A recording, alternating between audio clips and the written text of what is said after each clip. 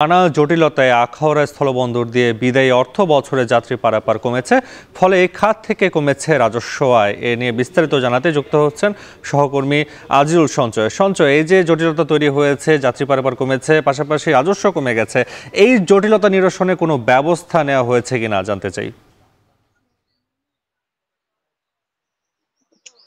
নাফি, তার আগে একটু আপনাকে জানিয়ে রাখি যে ভৌগোলিক কারণে অর্থাৎ অবস্থানগত কারণে কিন্তু আখাউড়া স্থলবন্দর দিয়ে যাত্রী পারাপার বাড়ার একটি সম্ভাবনা কিন্তু ছিল। তবে এখন যে সমস্যাটি যেটি হচ্ছে যে আসলে বিগত যে সদ্য যে সমাপ্ত যে অর্থবছরটিতে কিন্তু সরকার ভ্রমণ কর 500 থেকে 1000 টাকা করে দিয়েছিল।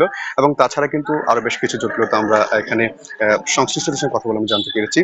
তারা আমাদেরকে জেনেছেন যে আসলে এখন ভারতীয় ভিসা পেতে কিন্তু কিছুটা বিলম্ব হচ্ছে। বিশেষ করে ভিসা সেন্টারে পাসপোর্ট জমা দেওয়ার পর থেকে ভিসা প্রাপ্তি পর্যন্ত কিন্তু প্রায় 2.5 থেকে 3 মাসের পর্যন্ত সময় লেগে যায়। এছাড়া কিন্তু আরেকটি সংকট তৈরি হয়েছে, সেটি হচ্ছে যে এই যে ট্যুরিস্ট ভিসা দিয়ে কিন্তু ভারতে প্রবেশের ক্ষেত্রে কিন্তু একটি জটিলতা দেখা দিয়েছে। মূলত আগে কিন্তু মাল্টিপল এন্ট্রির ক্ষেত্রে কিন্তু যাত্রীরা যে কোনো সময় আসলে যে কোনো সময় কিন্তু এই বন্দর দিয়ে ভারতে প্রবেশ করতে পারতেন। তবে এখন কিন্তু ভারতীয় কর্তৃপক্ষের আপত্তির প্রেক্ষিতে এখন আসলে মাসে মাত্র একবার তারা যেতে পারছেন। এর ফলে কিন্তু আসলে একটি জটিলতা তৈরি হয়েছে। আমরা এই সংকটটি নিয়ে আমরা কথা বলেছিলাম স্থলবন্দরের যে কর্তৃপক্ষ আছে, বিশেষ করে ইমিগ্রেশনের যে কর্তৃপক্ষ আছে তাদের সঙ্গে কথা বলেছিলাম।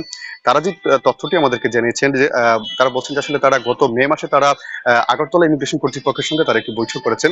এবং তারা সেই বৈঠকের মধ্যে কিন্তু তারা এই যে সমস্যাটি আসলে যেটি হচ্ছে, যার ফলে আসলে যাত্রী সংখ্যা কমে গেছে, সেটি তারা আলোচনা করছেন। তবে ভারতীয় ইমিগ্রেশন কর্তৃপক্ষ যেটি আগে আসলে 1 মাস ছিল, 1 মাসের মধ্যে একবার যেতে পারতো, সেটি আসলে কিছুটা কমিয়ে তারা এখন 15 দিন পর্যন্ত তারা নির্ধারণ করছেন। অর্থাৎ 15 দিন পর পর কিন্তু যাত্রীরা ভারতে প্রবেশ করতে পারবেন। তবে আসলে এই যাত্রীরা কিন্তু একটু কথা বলছেন যে আসলে এখন এই যে ভ্রমণ কর যেটি বৃদ্ধি হচ্ছে, সেটি থেকে তাদের উপর একটি চাপ বলে তারা মনে করছেন। তারা বলছেন যে আসলে এইটি যেন আগের মতো যেন সেটি 500 টাকা করা হয়। তবে আসলে ইমিগ্রেশন কর্তৃপক্ষ বলছে যে এই বিষয়টি জাতীয় রাজস্ব বোর্ডের এখতিয়ার, তারা বিষয়টি নিয়ে তারা যাত্রীদের কথাগুলো তারা আলোচনা হিসেবে তারা জানাবেন এনবিআরকে।